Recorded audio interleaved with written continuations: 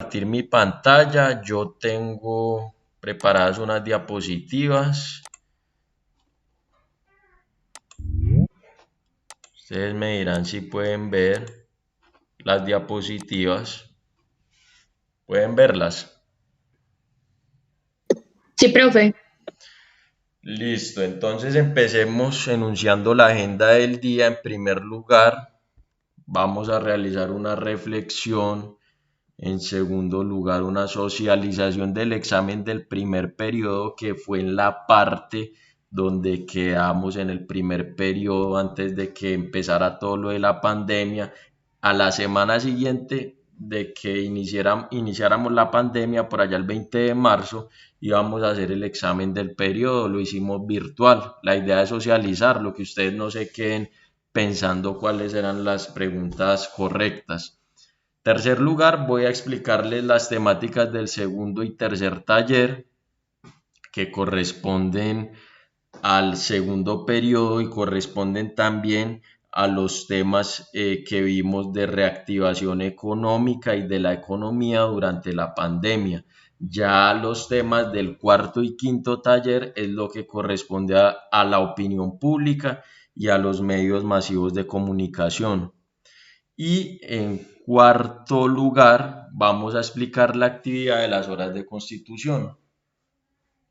Entonces empecemos pues con la reflexión. La reflexión se titula El obstáculo en el camino.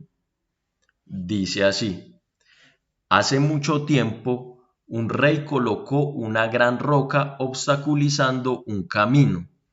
Entonces se escondió y miró para ver si alguien quitaba la tremenda roca. Algunos de los comerciantes más adinerados del rey y cortesanos vinieron y simplemente le dieron una vuelta. Muchos culparon al rey ruidosamente de no mantener los caminos despejados, pero ninguno hizo algo para sacar la piedra grande del camino. Entonces un campesino vino y llevaba una carga de verduras. Al aproximarse a la roca, el campesino puso su carga en el piso y trató de mover la roca a un lado del camino. Después de empujar y fatigarse mucho, lo logró. Mientras recogía su carga de vegetales, él notó una cartera en el piso, justo donde había estado la roca. La cartera contenía muchas monedas de oro y una nota del mismo rey indicando que el oro era para la persona que removiera la piedra del camino. El campesino aprendió lo que los otros nunca entendieron: cada obstáculo presenta una oportunidad para mejorar la condición de uno. El consejo de la historia: mira cada obstáculo como algo que debe ser resuelto. Y me parece muy pertinente esta reflexión porque me he encontrado con estudiantes que me han manifestado que desean más bien retirarse del colegio, desean retirarse de la institución, que tienen la dificultad que no tienen el internet, tienen ese obstáculo en el camino. La invitación entonces es a sobreponernos a esos obstáculos, a mirar para adelante, a ver que la institución nos está ofreciendo distintas posibilidades para entregar los talleres. No solamente es por internet, se puede entregar físico. Es más, aún pueden entregar talleres del segundo periodo. Hasta el primer periodo está abierta la plataforma. Entonces se les invita a que por favor entreguen todo y no se rindan desde ya, no se rindan por ese obstáculo de que no tengo internet, de que no tengo tiempo, sino de que más bien miremos cómo nos vamos a sobreponer a esos obstáculos. Y en ese sentido, yo les traje un video muy educativo que nos invita a cambiar ese pensamiento como estudiantes y nosotros también como educadores que muchas veces tenemos en el marco de esta pandemia, cambiar ese pensamiento de que este tiempo es para vacacionar, de que este tiempo no es para trabajar, y invitarlos a que, como les dije ahorita, vayamos entregando todo porque son muchos los estudiantes que están atrasados y no han entregado pues las actividades. ¿Lo has pensado? Si has pensado en no continuar estudiando, no lo hagas. Esta es una situación difícil para todos, pero con esfuerzo podrás continuar. Recuerda que estás construyendo tu futuro y tu preparación y formación académica hacen parte de este proceso.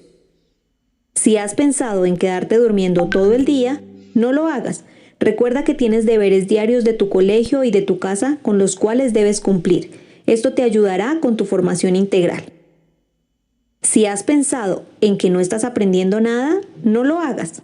Cuando lees y desarrollas tus guías, cuando preguntas a tus profes o cuando buscas información adicional en los libros o internet, estás aprendiendo y además estás fortaleciendo tu capacidad de autodisciplina y autoaprendizaje. Si has pensado en no hacer los trabajos y dejar todo para el final, no lo hagas. Cuando dejas de cumplir con tus actividades diarias, estas se van acumulando y luego todo parecerá más difícil o sentirás que es mucho trabajo o que no puedes más. Por esto, sigue el horario establecido. Esto te ayudará a ser más ordenado y cumplir con todas tus actividades en el tiempo asignado. Si has pensado en que los profes están de vacaciones, no lo hagas. Detrás de cada guía, taller, video, audio, llamada o explicación han pasado muchas horas de consulta, de redacción y preparación. Y detrás de cada nota hay muchas horas de revisión y trabajo en casa. Si has pensado en no ayudar en tu casa, no lo hagas. Tu familia es un equipo, por eso cada uno debe contribuir al funcionamiento del hogar. Para esto se pueden dividir equitativamente las labores en casa. Si has pensado que todo tu esfuerzo no vale, no lo hagas. Tus profes valoran cada sacrificio y esfuerzo que haces por entregar a tiempo tus trabajos y están ahí para acompañarte en este proceso. Si has pensado en no preguntarle a los profes cuando tienes dudas, no lo hagas. Ellos están ahí para resolver las preguntas que tengas y ayudarte en tu proceso de aprendizaje. Si has pensado en copiar los trabajos o pedir que los hagan por ti, no lo hagas. Tú tienes grandes capacidades. Eres capaz de hacerlo por ti mismo. Solo tienes que organizarte y confiar en tus habilidades. Y recuerda que estamos para ayudarte y pronto nos volveremos a ver.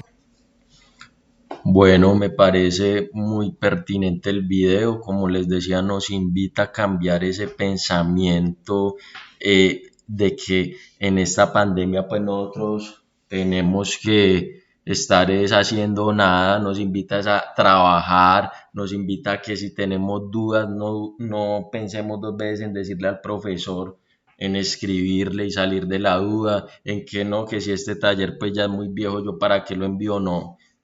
Conmigo pueden entregar todas las actividades, segundo, primer periodo, aún tengo pues la puerta abierta para los que quieran pues reforzar, entonces ánimo adelante, a cuidarnos mucho, recordemos pues que el gobierno dio una nueva pauta que es una apertura, pero nosotros debemos de cuidarnos, el autocuidado es básico en estos momentos, yo he visto estudiantes en la calle sin tapabocas, nada más anoche veía dos estudiantes tarde en la noche andando por el parque sin tapabocas y eso pues me parece muy reprochable, los invito a que nos cuidemos porque si nosotros nos cuidamos estamos también cuidando a los que están en nuestra casa.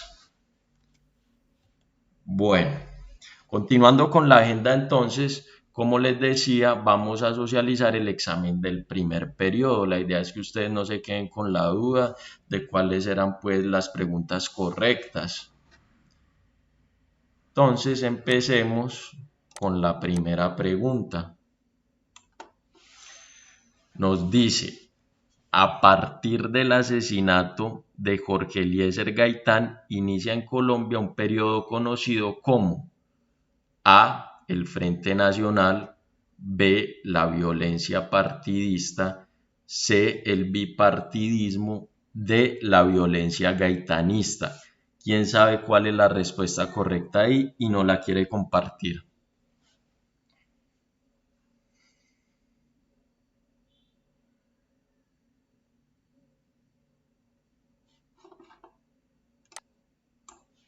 ¿Cuál será la respuesta correcta?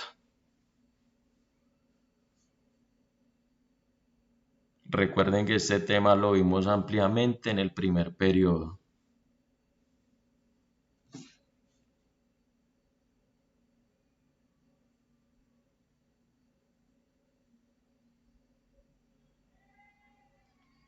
Muchachos, ¿sí me están escuchando?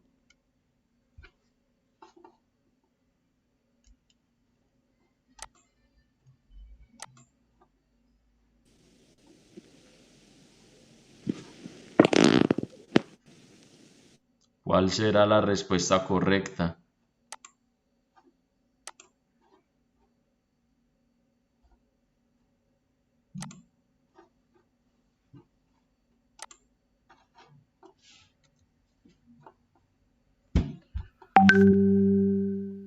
Bueno, ahí la respuesta correcta es la B, es la violencia partidista. Recordemos que después del asesinato de Jorge Eliezer Gaitán se dio una oleada de violencia en Colombia. Una de las peores oleadas de violencia que ha afrontado nuestro país, dejó cerca de 250.000 muertos.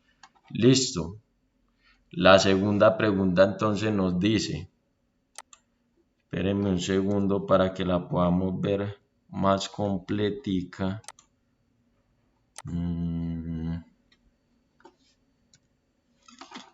Aquí no me está dejando ampliar, espérenme un segundo.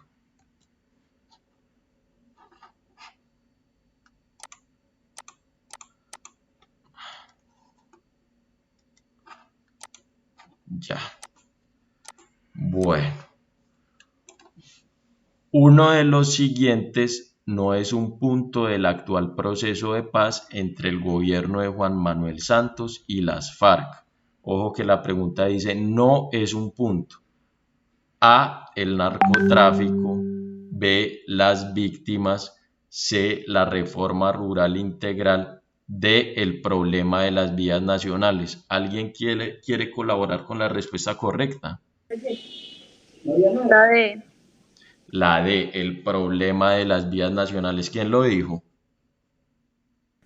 Mariana Sánchez. Mariana, muy bien, esa es la respuesta correcta. Efectivamente, el problema de las vías nacionales no hace parte del acuerdo programático que se dio entre el año 2012 y el año 2016. Tenemos el narcotráfico, tenemos las víctimas y la reforma rural. Muy bien. La tercera pregunta entonces nos dice, uno de los objetivos del punto del acuerdo de paz, reforma rural integral, recordemos que reforma rural integral es el primer punto del acuerdo de paz, es A, el estatuto de la oposición, B, la entrega de las armas, C, la formalización de los títulos de propiedad, D, ninguna de las anteriores.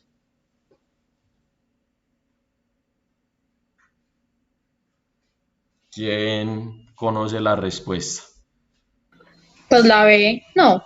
La B, la entrega de las armas, no porque estamos hablando de una reforma rural, de una reforma del campo, de una reforma de lo agrario. La entrega de las armas hace más como de... ¿Cuál es? ¿Cuál creen? ¿Quién iba a hablar? La C. La C, la formalización de los títulos de propiedad. Esa es, claro, porque los campesinos, muchos no tienen títulos de propiedad y esos títulos de propiedad se conocen como baldíos. Listo, entonces la idea de ese punto de reforma rural integral es que los campesinos todos tengan sus derechos de propiedad. Bueno, cuarta pregunta. El punto cuarto del acuerdo de paz plantea A. La erradicación de los cultivos ilícitos se debe hacer mediante glifosato. B. La erradicación de los cultivos ilícitos se debe hacer obligando a salir de los territorios a los campesinos invasores. C. La erradicación de los cultivos ilícitos se debe hacer ajusticiando a los narcotraficantes con pena mínimo de 10 años de cárcel. D. La erradicación de los cultivos ilícitos se debe hacer manualmente sin afectar a ningún grupo poblacional. ¿Cuál será ahí? La D. La D, precisamente, esa es la respuesta correcta. El acuerdo de paz plantea que se debe hacer la erradicación, pero manualmente, sin glifosato ni nada de eso, para que no se afecte ningún grupo poblacional.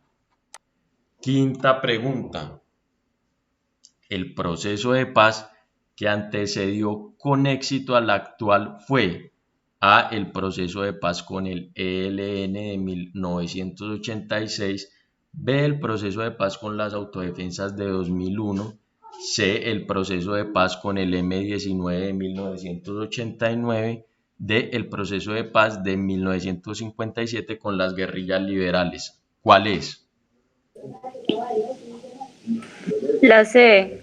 La C, el proceso de paz con el M-19 de 1989. Recordemos, el M-19 era una guerrilla que surge después de que existe un fraude electoral a Gustavo Rojas Pinilla a partir de ese fraude electoral que pues para muchos historiadores sí fue fraude electoral, para muchos no. Sin embargo, la historia nos plantea que ese es uno de los factores por los cuales se crea el M-19, ¿cierto?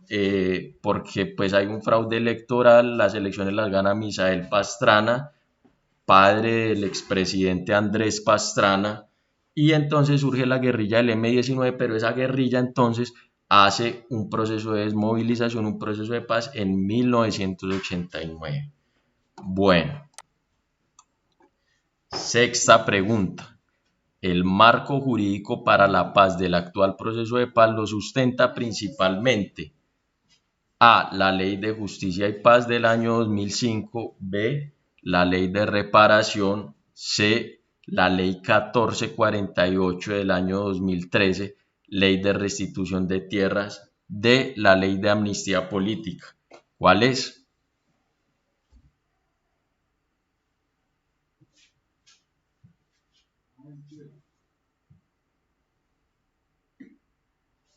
Recordemos entonces que la ley que da esa posibilidad, ese marco jurídico para el proceso de paz es la ley 1448 del año 2013, que es la ley de víctimas y restitución de tierras. A partir de esa ley entonces se plantea el proceso de paz. Listo. La séptima, el punto 2 del Acuerdo de Paz 2012-2016 plantea A. Entrega de armas, B. Protección para los guerrilleros desmovilizados, C. Partido político para la FARC durante 2 periodos legislativos, D. Ninguna de las anteriores. ¿Cuál es ahí la correcta?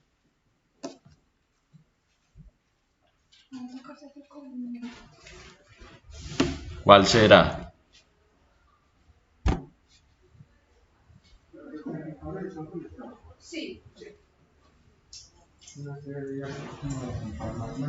La séptima pregunta. Recordemos que esto lo vimos ampliamente en el primer periodo. Ustedes deben de tener nota de eso. La C. La C, partido político para la FARC durante 2 periodos legislativos. Muy bien, esa es. Eso es lo que es uno de los puntos o de los acuerdos que hay en el punto 2 del acuerdo de paz, que es el punto político por el cual se le da un partido político a la FARC y ellos tienen derecho a unos periodos legislativos. Bueno, octava pregunta. La Unidad para la Búsqueda de Desaparecidos, la Comisión para el Esclarecimiento de la Verdad y la Jurisdicción Especial para la Paz se encuentran en el marco de A. El punto 1 del acuerdo, B. El punto 2, C. El punto 4, D. El punto 5.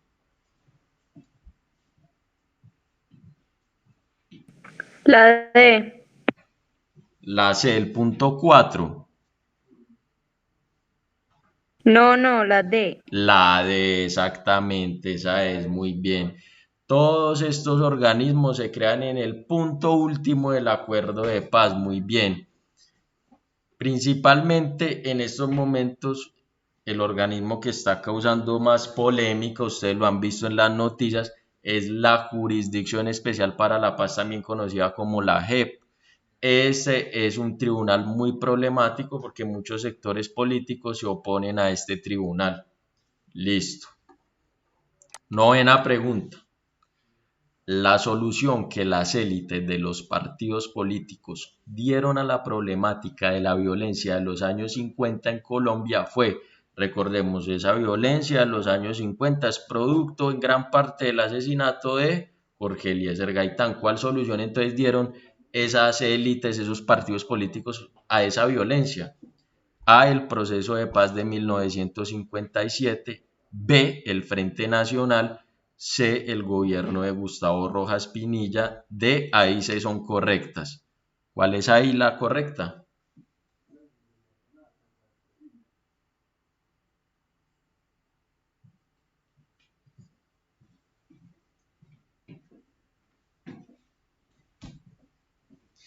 Entonces, la respuesta correcta ahí es la B. Recordemos que los partidos políticos, los jefes de los partidos políticos decidieron hacer un pacto por 16 años en el cual ellos se repartían el poder. ¿Ese pacto para qué era? Pues para frenar esa violencia que había en los años 50. Ese pacto entre esos dos partidos políticos se conoce o se conoció como el Frente Nacional. Entonces la respuesta ahí es la B. 10. El fenómeno del narcotráfico aparece con mayor preponderancia en A, los años 20 con el establecimiento de la ley de la coca, B, los años 80 con el auge de las autodefensas, C, los años 60 con la proliferación de hippies, D, en la actualidad con los carteles de los países asiáticos. La mayoría la perdieron y me sorprendió porque es una pregunta muy fácil. ¿Cuál es ahí la correcta?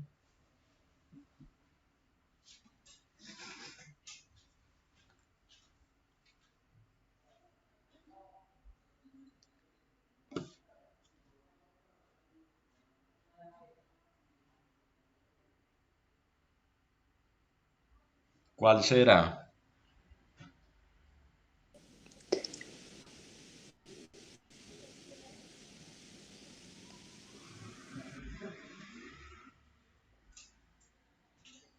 Bueno, recordemos que el narcotráfico, la primera semilla en Colombia aparece allá por los años 70, pero en los años 80 hay un auge de grupos de autodefensas que muchos de ellos son ejércitos privados que defienden los intereses de los narcotraficantes. Por tal motivo, la respuesta correcta es la B. En los años 80, con el auge de las autodefensas, hubo una gran preponderancia el fenómeno del narcotráfico. Ustedes lo pueden ver en esa plataforma que tanto les gusta a ustedes, en Netflix. Ahí hay muchas series que nos hablan de este tema, aunque no es la mejor fuente para estudiarlo, pero nos puede instruir un poco.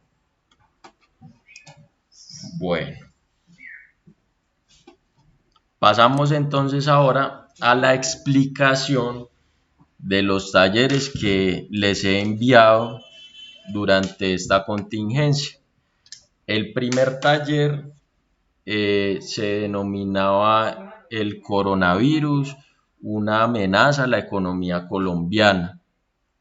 En ese taller entonces había una lectura que nos planteaba básicamente que Colombia es un país que económicamente ofrece el servicio de las commodities en el mercado internacional.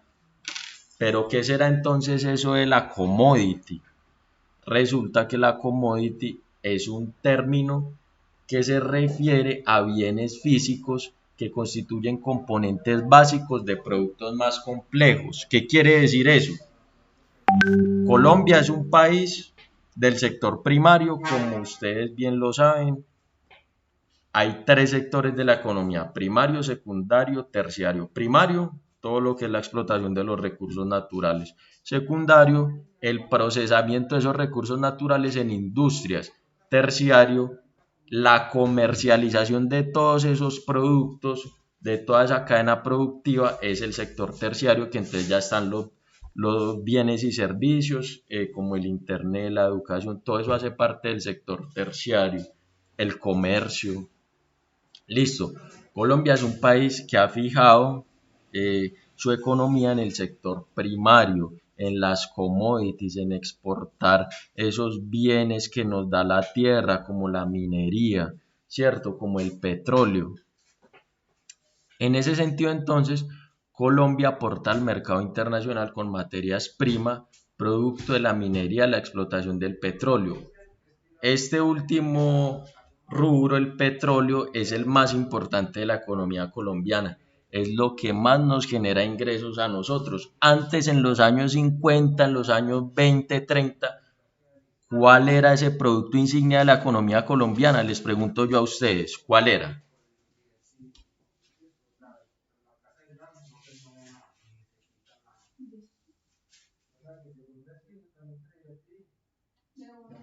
¿Cuál sería ese producto insignia de la economía colombiana antes de que lo fuera el petróleo? A ver, digan algo, respondan. Algo se les tiene que venir a la cabeza, eso lo hemos visto en clase.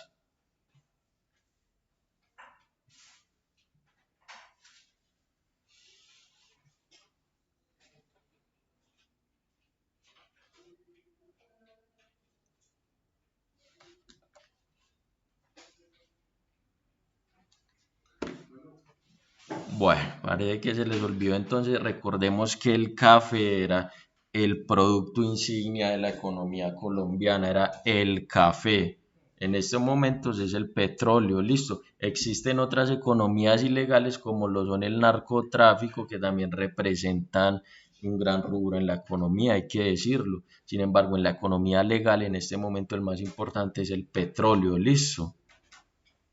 Entonces, si este representa la parte más importante de la economía colombiana, pues se ha visto afectado con la cuarentena. ¿Por qué? Porque nosotros exportamos nuestro petróleo a los países desarrollados como Estados Unidos y China, y estos países han creado medidas para disminuir la pandemia, y entre esas está que cierran sus industrias. Por tanto, se ha visto afectada la exportación del petróleo y se ha disminuido el PIB nacional. ¿Qué es el PIB? El PIB es el Producto Interno Bruto, listo. Y por tanto el índice per cápita. ¿Qué será el índice per cápita? Escoger ese PIB nacional, es el Producto Interno Bruto, que es la suma de toda la producción del país, ese es el PIB. Y el índice per cápita es coger toda esa suma, todo lo que produce el país, y dividirlo entre el número de habitantes del país. En nuestro caso, 50 millones de colombianos. Eso nos da un índice que se llama el per cápita, listo. Entonces se ha disminuido el índice per cápita, es decir, se ha disminuido lo que cada colombiano tiene en su bolsillo. Esa misma lectura nos planteaba entonces cómo es el petróleo en la economía colombiana, por qué es tan importante. Resulta que los dirigentes políticos han visto en la industria petrolera una locomotora que impulsa el desarrollo del país. Eso se debe, según el Ministerio de Minas y Energías, a estos factores: la alta participación en las exportaciones, del orden del 70% entre el 2010 y el 2017, las regalías, impuestos y dividendos, los cuales se estiman en más de 153 billones de pesos. ¿Y qué nos ha permitido el petróleo? La construcción y restauración de 50.047 kilómetros de vía y de 748 instituciones educativas, la ampliación del acceso al agua potable por parte de poblaciones necesitadas y la adecuación de 271 entidades de salud. Eso se ha permitido gracias a los ingresos del petróleo en nuestro país. Sin embargo, también hay que decir que el petróleo es un riesgo. ¿Es un riesgo por qué? ¿Para qué? Les pregunto yo. ¿Por qué representa el petróleo un riesgo? ¿O qué es lo que más afecta? Trae unos beneficios, pero ¿qué será lo que más afecta? Sí. El medio ambiente. Efectivamente, el medio ambiente se ve perjudicado por la explotación de petróleo, principalmente por una práctica de la cual hemos venido escuchando mucho en noticias últimamente, es que se llama el fracking. Listo. Esta práctica es nociva para el medio ambiente. Es decir, nosotros estamos cambiando un medio ambiente sano por plata, hay que decirlo así. Entonces, ¿a qué nos han invitado los grandes economistas? A que diversifiquemos nuestros productos, nuestra economía, no nos quedemos dependiendo únicamente de un producto. En este momento nuestro producto insignia es el petróleo, en los años 50 fue el café. Los grandes economistas, los pensadores de la economía nos invitan a que diversifiquemos, no nos podemos quedar en un solo producto, hay que buscar otras formas de producción. ¿Qué le pasó a Venezuela? Nunca diversificaron su economía, eran dependientes únicamente del petróleo. Y si el petróleo tiene una crisis de precios, entonces el país entra en crisis. Ya, entonces lo que nos invitan y lo que nos invitaba la autora de ese artículo que yo les mandé y que ustedes pudieron leer, es que hay que diversificar la economía, no hay que ser dependientes de un solo producto. El segundo taller entonces nos hablaba de cómo ha sido la reactivación económica en el país después de las medidas de cuarentena estricta, que básicamente fueron del 20 de marzo aproximadamente hasta el 27 de abril. Listo, ¿cómo ha sido ese proceso de reactivación económica? Entonces, el 27 de abril inicia en Colombia una etapa llamada el aislamiento inteligente, que es el reglamento del decreto 593 de 2020. En esta nueva etapa, algunos sectores como la construcción y las industrias textiles se reactivaron. Lo que se pretendía aquí era seguir más o menos el ejemplo de Corea del Sur. Ya ellos ofrecían la mejor estrategia de aislamiento inteligente. Pero ¿qué pasaba? Colombia no tenía la infraestructura hospitalaria ni tampoco la capacidad de procesar pruebas como si lo tenían países asiáticos como Corea del Sur. Entonces pudimos ver en noticias que la Procuraduría investigaba que hay 780.000 pruebas perdidas, es decir, nosotros no tenemos esa infraestructura en salud para procesar pruebas ni para hospitalizar gran cantidad de gente. Por tanto, entonces tuvimos una emergencia porque llegamos al pico de la pandemia en agosto. Listo, a partir de agosto empieza a disminuir ya ese pico y entramos en esta nueva etapa en este mes de septiembre, en el cual ya se empieza a reabrir la economía en un contexto económico cuyo elemento principal es el desempleo. El desempleo está tal vez en estos momentos en la cifra más alta de la historia, en 21%. Esa es una cifra alarmante. Listo, en ese sentido entonces yo les voy a presentar un video en el cual aparecen los economistas, algunos economistas muy importantes de la Universidad Nacional, de la Universidad de los Andes, que ellos dan unas propuestas de cómo salir de esta crisis.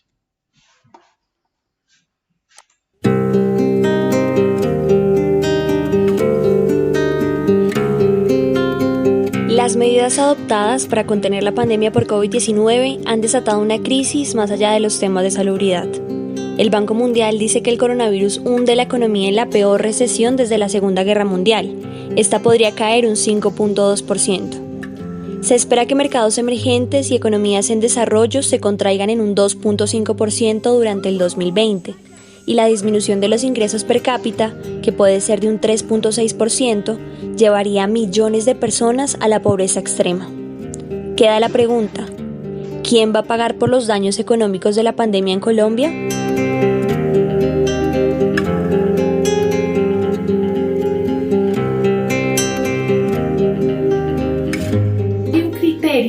Que a mi juicio es muy útil para entender quiénes deberían pagar mayoritariamente por este gran cheque. Y es el concepto de la justicia distributiva. Entonces necesitamos en verdad una reforma tributaria estructural, y no nos cansaremos de decirlo, que balancee esas cargas y que no sea la clase media y la clase baja las que terminen pagando. Que sean los que más se han beneficiado de esta crisis, que son ciertos sectores que afortunadamente se han beneficiado, y los que más capacidad de pago tienen, que son esos sectores que Spitia, Garay le han dicho los súper ricos, que en verdad su situación no se vería desfavorecida con pagar un poquito más de este cheque. Los expertos señalan que pronto será necesario hablar de una reforma tributaria. Una de las medidas que se discute es el refuerzo del impuesto al patrimonio. A futuro, una reforma tributaria para cerrar el hueco fiscal que nos va a dejar esta situación debería recaer sobre quienes tienen mejores condiciones para hacerlo. Es posible que tengamos que revivir el impuesto al patrimonio. Posiblemente no tendremos mucho espacio para volver a gravar las empresas con tarifas adicionales o los dividendos, porque eso podría ir en contra de la competitividad. Y lo que sí está fuera de cualquier posibilidad, creo yo, es incrementar el IVA o hacer que la gente menos favorecida tenga que financiar estos esfuerzos.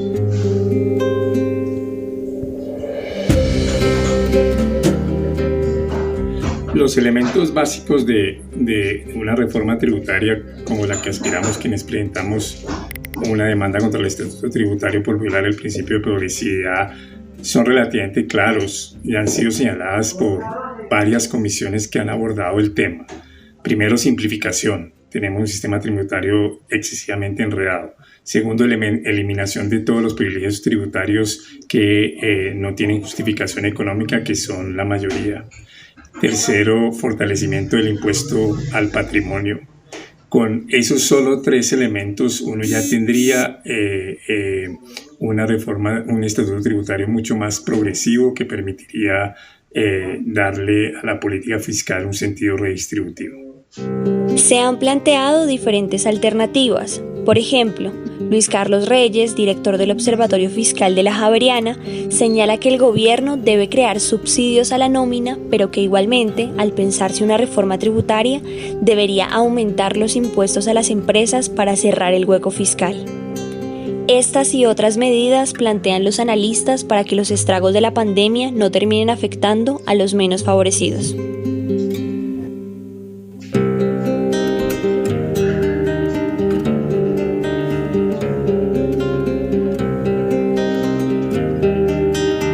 Bueno, entonces ahí veíamos el video del espectador, en el cual pues salían importantes expertos dando las recomendaciones para aliviar esta crisis. Entre esas recomendaciones, la más importante que ellos decían era hacer una reforma tributaria, ¿cierto? En la cual se fije un impuesto al patrimonio. Listo. Y evitar afectar a los sectores menos favorecidos implementándoles impuestos como por ejemplo el IVA. Entonces, ¿qué nos decían esos expertos? Básicamente hacer una reforma tributaria en la cual los que tienen un mayor patrimonio pues paguen más y de una u otra forma subsidien a aquellos que en este momento están afectados por esta crisis. Bueno, pasemos entonces ahora a uno de los aspectos más importantes, que es cómo vamos a hacer pues con la actividad de constitución y democracia. Cierto, ya habíamos trabajado un taller, la gran mayoría lo entregaron, los felicito por eso, pero entonces ahora la idea es hacer una nueva actividad. Antes de explicarles cómo va a ser, yo les quisiera enunciar unos conceptos básicos para poder desarrollar esa actividad. ¿Y cuáles son esos conceptos básicos? Es que tengamos muy claro qué es una constitución. Listo, una constitución a grandes rasgos es un pacto social, político y económico que establece las normas del Estado. Esas son reglas que todos los ciudadanos de los países deciden cumplir y se le denomina norma de normas. Entonces, la constitución es ese pacto que todos decidimos cumplir en un país. Listo, básicamente es eso, es un pacto. La Constitución de Colombia entonces nace en 1991 y reemplaza la Constitución de 1886. Nuestra Constitución tiene 2 partes, una dogmática y otra orgánica. Ambas suman 13 títulos que contienen 380 artículos constitucionales. La idea es que nosotros trabajemos 2 títulos de la parte dogmática. ¿Qué contiene la parte dogmática? Contiene los principios de la nación, los derechos fundamentales, los deberes y las garantías. Ya la parte orgánica contiene la forma como están organizados y trabajan los poderes del Estado. ¿Cuáles son? ¿Cuáles son los poderes del Estado?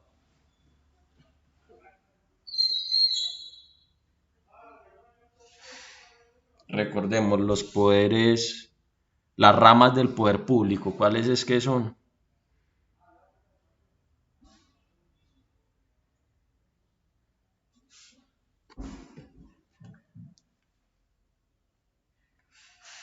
Tenemos entonces el poder ejecutivo que lo encabeza el presidente y sus ministerios, el poder legislativo, que está el Congreso de la República, dividido en Senado y Cámara de Representantes, y el Poder Judicial, conformado básicamente por los jueces y la Fiscalía.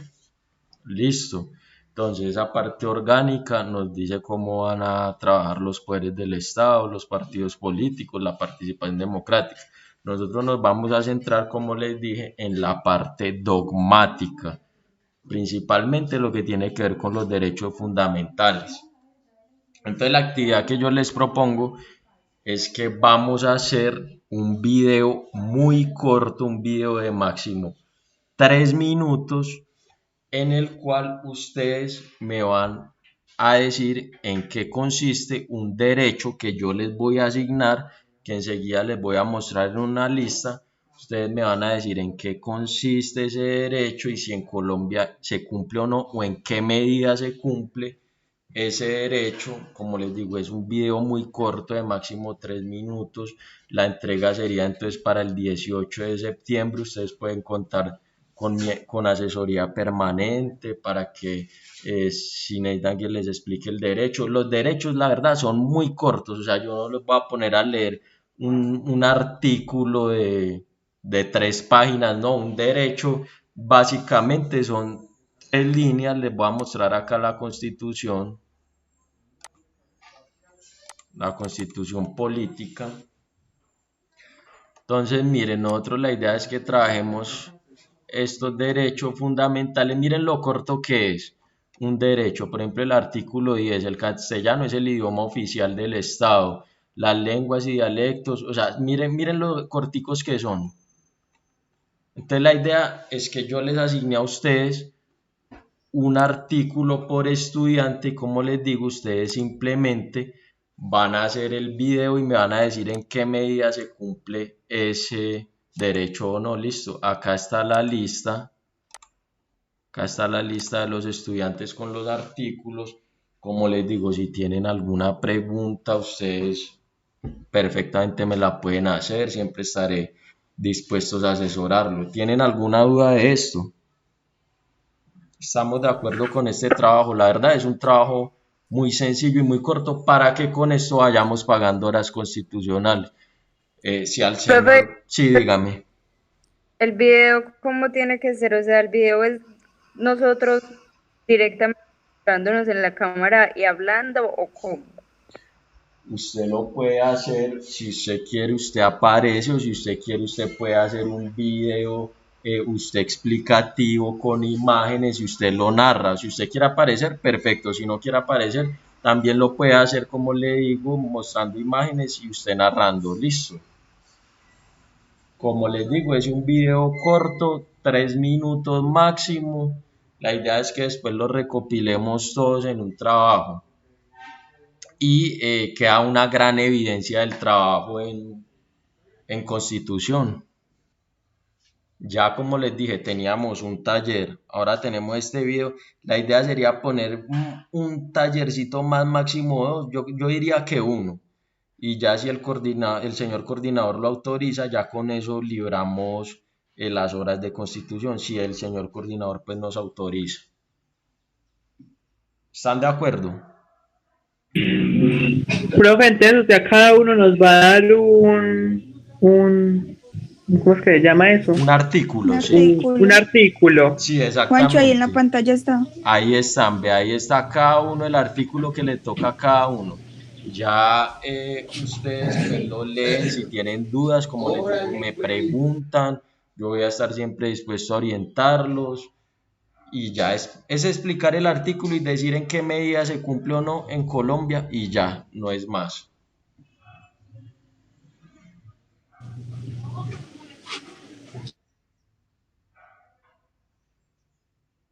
Es una actividad muy sencilla de hacer. Profe, ¿y hasta cuándo hay plazo? Sería para el 18. Recordemos que el periodo pues se viene a acabar el otro mes. Si les parece el 18 o propongan ustedes hasta cuándo pues podrían hacer eso. Yo creo que es una actividad muy sencilla, 3 minutos el video, eso no creo que se gasten pues 15 días haciendo eso.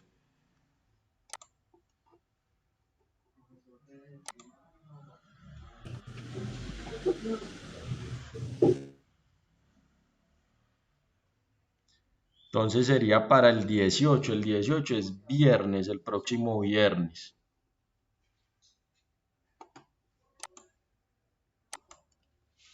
¿Listo? Profe, usted nos manda el cosito de los artículos al grupo. Yo les mando la Constitución, claro, los artículos todos están en la Constitución. Como podemos ver aquí tengo la Constitución, vea, son artículos. Pero pues esa imagen. Ah, sí, yo les mando las diapositivas, ahorita se las mando al grupo y también les mando el link de la grabación de la clase porque generalmente yo las clases las grabo y las subo a YouTube para que aquellos que no pueden verla pues la puedan ver después. Entonces yo les mando la Constitución, las diapositivas y el link. Listo, es un trabajo muy sencillo como les digo.